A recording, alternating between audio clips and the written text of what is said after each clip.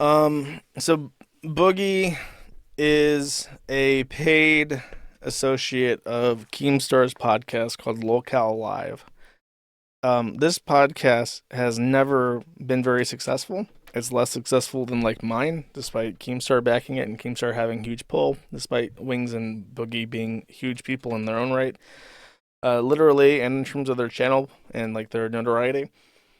But the podcast just has never been successful. Boogie then gets roasted by Medicare because of his crypto scam, which drives a little bit of attention to his podcast.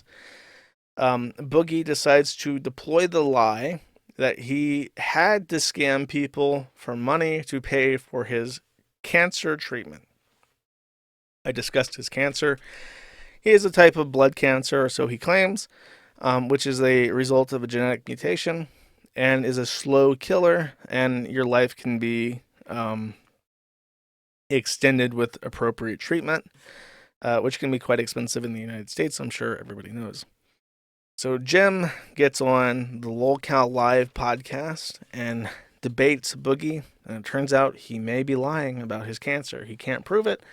It could just be a different kind of blood disease that is related to obesity and not related to cancer, i.e., it would be his fault that he has this disease because he maintains a seriously unhealthy level of obesity, as opposed to a cancer, which one is generally helpless to, barring a few cancers, of which the blood cancer is not one.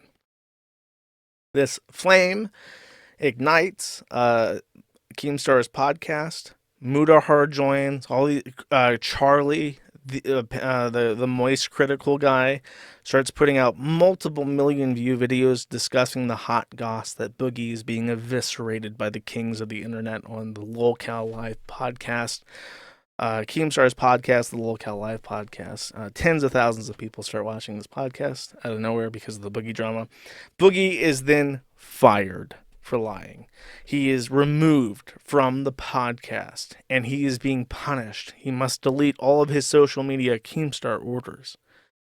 Of course, he's invited to the next podcast as a unofficial guest of the show to be bullied, according to Keemstar, in which Jim is invited back and they go over his history. Boogie, throughout his channel, had given many sob stories regarding sexual and physical and emotional abuse, which resulted in his obesity. He has told many different stories about his father in particular. His father was a hardworking coal miner, a life-saving lumberjack, and an abusive alcoholic, depending on what story he's trying to tell. This is all reviewed on the Lolcow Live podcast, hosted by Tommy C., operated by Keemstar. And Jim, of course, epically owns him. Many people are enthralled by this high-octane internet drama, the best drama ever seen, besides since the Boulder stream itself. Peace be upon it. And I mean, everyone's up Boku bucks before this drama. The three that were hosting the podcast had to split $2,000 a month, a pittance between them, as like a side gig. Now, of course, they're making tons of money for super chats to be read out. A very avaricious and fortuitous and magnanimous offering for all involved.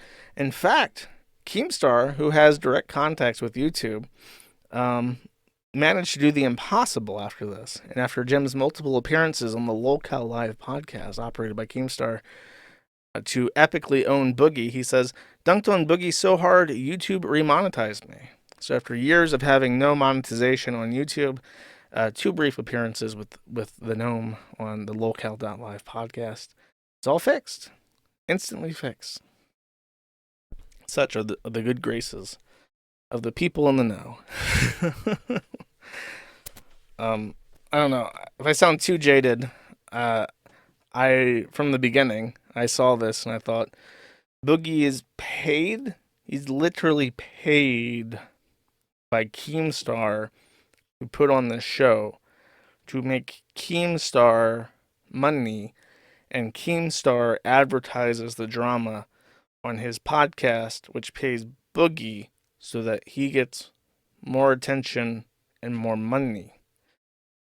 So he can do things to get more attention to his podcast because it makes him money, which he then pays Boogie.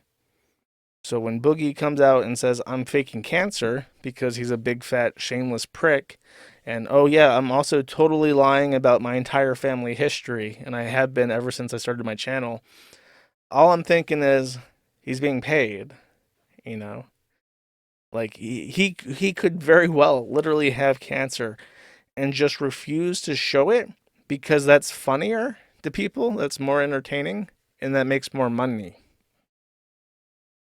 Um, so I've never been able to find this very interesting because there's always that nagging suspicion in my head.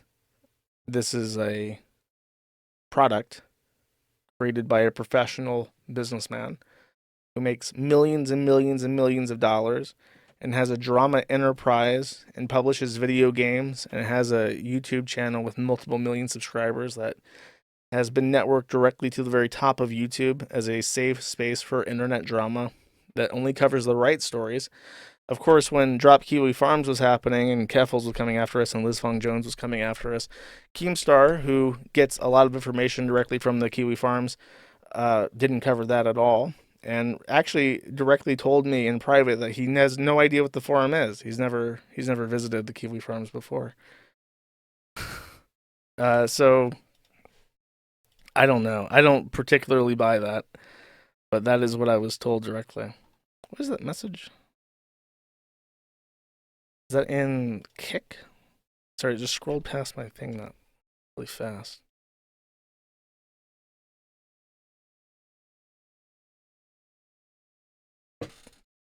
Sorry, it like literally jumped across my. But WWE is fun, Josh. More wrestling.